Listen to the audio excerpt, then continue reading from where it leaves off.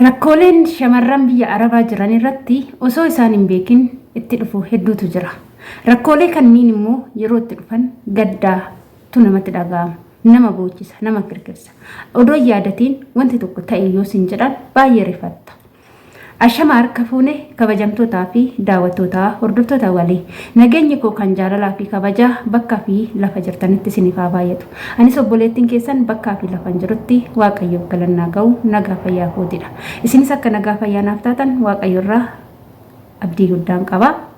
Egaa torbee kana akka geema ganni ta'e hundi keenya ni beekna. Ganni Oroo geema taphattee turte. Geema kanarratti immoo fiimeessota warroonni ta'an warroonni irraa hafan ganniinis akka nama kamittuu komattee turte isaanillee sababa hafanii dhiyeessanii jiru. Haa ta'utii garuu ganniin waan isheen hin beekne wantan ta'a jettee hin yaannetu ishee irratti ta'ee jira. Baay'ee rifattee baay'ee gaddite garuu hundaafuu galata Waaqayyoo jettee fudhattee jirti. Gara viidiyootti osoo hin darbiin duratti warroonni mana keenyaaf haarawaa taatan like, share, subscribe gochuudhaan nu cinaa dhaabbadhaa isiniin jechuu jaalanna. Manni kun mana keessanii mana keenya qofa osoo hin taane keessan hundaadha isiniin jenna.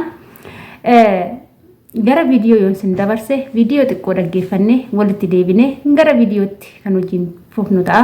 Turtiin keessaa nu wajjumaa yaa ta'u. Sadinaaf ilaalle. Akeenya bilanii jiranii anis isaan wajjin gibbii hin qabu waa fudhatan nattaa funa gumaan asii ba'uu barbaada. Ani bakka biyya matana keessaa ba'uu barbaada. Tokkoffaa jaartii hoggaa eebbaa fafurii wajjin hin jira beekta jaartiin tun odoo harka kiyyaa irratti waa taatee nan dhiisanii beekte odoo jaartiin tun odoo waa taatee namni amma kana ga'u har'a duutee boru duutee ishiitu hin beekan.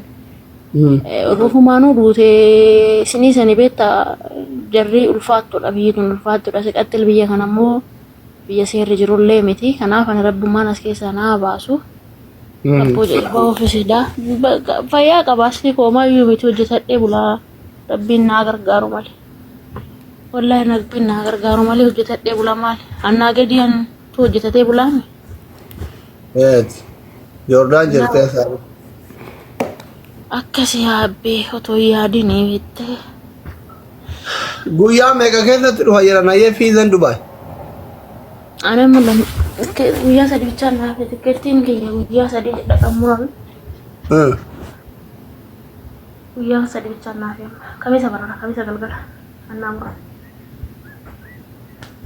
karaan ajaa'iba birri shanta ittiin bitadhulleen dhabe dhugaa rabbi shantaadhaan bitannee dhaqaa takkitti dara bichaa qabu kun akkotonni yakkati taa'eera shantaa kun immoo uffatuma ijoollee Oromoo naaf itti uffata aadaa Oromootiin fudhatamee kun akkotonni kiyya yakkatti lafa jira. Burri biyya kana burri shanta bichaa harkaa qaba.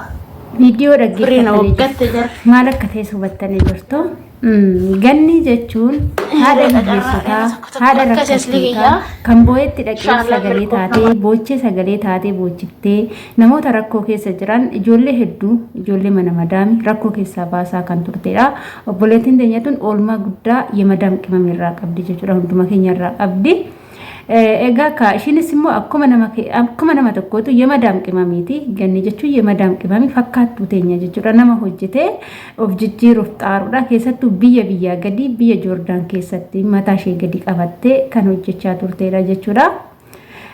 Kanarratti yoonan sinin jechuu barbaade ani namni kamiyyuu gola ormaa keessa yoo jiraate natsaannati ni qaba. Namni kuni itti tolee jiraata jettanii namoonni yaaddan hedduun keessan ni jirtu.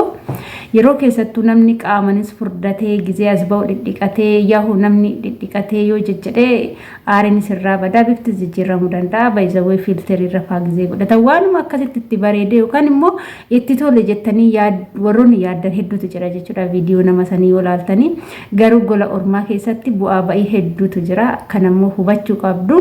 Amma ganniin gizee gara liivii dhuftu gizee tiktookii viidiyoo hojjettu waan hojjettu mana madaamii dhiisaati ishiinuu hojjettuu qabdi fakkaatti. Waanuma rakkoo tokko argite yookaan immoo wantumti tokko miidhaan tokko irra gahe yookaan hojii tokko waan qabdu hin fakkaattu jechuudha. Haa ta'utii garuu namni gola ormaa keessa jiru waa hedduu ta'aa jiraata jechuudha. Obboleettiin teenya tun guyyaa takkitti alli maal akka ta'e ijaazan maal akka ta'e immoo osoo hin jedhin mana madaamii keessa ciccitee mataa ishee gadi qabattee nama waggaa 5 hojjetedha jechuudha. Wantoota dharraatee fi wantoota barbaadde tokkollee gadi baatee osoo hin bitatiin uffata isheetis osoo hin bitatiin kanuma madaamiin kennituu fi akkasumas ollaan irra ajajattu kanaan alatti ganni ooroo gadi baatee ofii isheetii wanna bitatte tokkollee hin qabdu jechuudha. Gara biyyaatis nan gala jettee hin qophoofne gara fuulduraatti karoorsaarti malee ammatti galuuf yaada hin qabdu. Garuu faallaa ta'ee itti dhufee jira. Sababni geemii isheen taphatte sun sababa ta'ee madaamiin akka isheen biyya galtu odoo ishiitti himin tikeetti itti murte meeshaa kee walitti qabadhu jetteeni jirti. Yeroo kanatti immoo obboleettiin keenya kun maallaquma shaanxatu of harkaa hin qabdu. Namni tokko gara biyyaa yoo galu kafana xiqqoollee yoo ta'e waanuma xiqqoo soo ta'e shaanxatu barbaachisa. Shaanxaa keessatti dirqama isa barbaachisa jechuudha. Obboleettiin keenya kun immoo kanas hin qopheeffanne hin galta jedhanii malee maallaqas kan harkaa qabdu gara biyyaa kennite ergitee kan immoo kaawwan immoo isaanuu mindaa hin kennineef jechuudha. Mindaa osoo hin kenniniif gali jedhanii jechuudha. Baay'ee namatti dhagama. Ishiinis baay'ee gadditee hirrifattee naasuudha. Namni tokko akka biyyaa baay'ee waggaa keessatti waggaa 5 biyya ormaa taa'ee akka itti dhufetti yoo galu namatti dhagama. Feestaalidhaan yoo galu namatti dhagama jechuudha. Hundaafuu ishiin biyya abbaa ishee biyya isheetitti galti. Indoom Joordaan keessa ba'uun ishiidha waan guddaadha jechuudha. Joordaan baay'ee biyya hamtuuf gadadamtuu biyya imbaasii hin qabne biyya mootummaa keenya hin beennedha jechuudha. Dallaalonni baay'een ijoollee keenya biyya san erganii baay'ee dararaa jiru jechuudha. Ijoolleen keenya hedduun dararamaa jiru. Kanaaf biyyatti san keessa ba'uun ishii nama gammachiisa. Haa ta'uti immoo tasa yoo galan kanammoo nama gaddisiisa jechuudha. Akkuma kana yeroo tokko jechuudha hiriyyaa kiyya turte mucayyooni faamilii tokko keessa hojjenna dhufteetoo naannoo 6 yoo geessu madaamin hin galtas hin jenneeni hin galtus hin jenneeni waan takka ittiin dubbanne jechuudha. Madaamonni tokko amala akkasii mallattoo akkasii qabu waan ta'eef ijoollee keenya of eeggannoo godhaa jechuudha. Badii tokko yoo sirratti argan badii lama yoo sirratti argan osoo waan takka hafuura sitti hin baasin tiikeettii sitti muranii dirree xiyyaaratti bichaa isin darbu jechuudha. Kanaaf wanta akkanarraa of eeggannoo gurguddaa godhuun isin barbaachisa. Obboleettiin keenya kun akka nama kamittuu ni hojjetti ni dalagdi yeroo tokko hojii ishee kan dhiistu jirti madaamin ni argiti jechuudha ni aarti. Yeroo kana osoo singalcha jettee ittiin himin tiikeettii itti murtee Uniformi ittiin hojjettu, caammaa ittiin hojjettu gara booletti darbite jechuudha. Baay'ee gara nama nyaata dhugaa dubbachuudhaaf ijoolleen akkanatti galanii jiru. Keessattuu immoo Joordaan jechuudha. Ijoolleen Joordaan jirtu takkittiin nama akka namaatittis akka nama biyya ormaa hojjeteetitti takkittiin nama achi galle kan jedhan hin argine. Osuma isaan dalagaa kushiinaa keessa dalaganii yookaan galuufi warroonni galuuf qophaa'an guyyaa isaan galasan ittiin himanii isaan yookaan ji'a tokko nafe torban lama nafe jedhanii dhuma eeganu isaan kushiinaa keessa dhuma hojjetanu yalla guumi jedhuun jechuudha. Gara biyyaa ergu jechuudha. Oduu waan takkatti hin qophaa'in ijoollee baay'ee wanti kun mudatee jira. Kanaaf ijoollee keenya ani wanti isiniin jechuudha.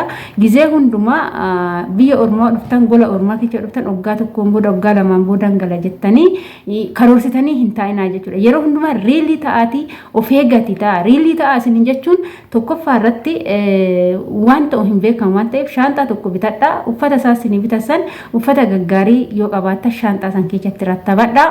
Akkasumas maallaqa keessan kan ji'aan argattan gara biyyaatti hin ergina.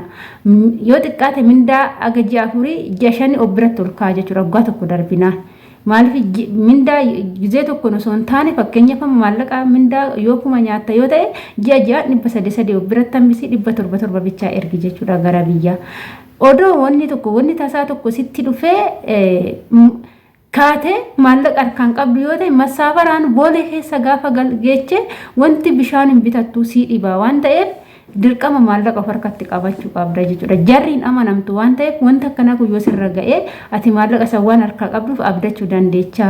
Deebi'u odoo maatii keetitti sinimin maallaqa yoo harkaa qabaatte finfinnee geechee finfinneedha dallala dubbifatte yoosuma ofirra gara biyya biraatti deebi'uu dandeecha jechuudha. Doonni takkasin dhagayin akkas isiniin jechuu jaaladha. Gizee hundumaa riilii ta'aadha gola ormaa keessatti isiniin jennaa somarraan obboleettii keenya ganni waaqayyoon nagaadhaan siyaa galchuu obboleettii keenya nagaadhaan nu galii biyya abbaa omaa miti hundu gaarummaadhaa fi sin jechuu jaalanna keessattuu jarri yeroo guddanne yeroo waa bakka gammanne arganne yookaan immoo xiqqooshii nuti fuulli keenya ifaa hin jaalatu kaasamuuna kana ganniin geemis mo'attee jirti akkasumas immoo fuulli ishis ifuu danda'a kanuma kanaan itti miqqanyaa'uu danda'u siniin jedha kabajamtoota keenya isaan yeroo hundumaa mataa gadi qabachuu keenya malee mataa ol qabachuu keenya hin barbaadani akkasi kabajamtoota kiyya viidiyoo biraatiin angolitti deemnutti turtiin keessan turtii gaarii haa ta'u.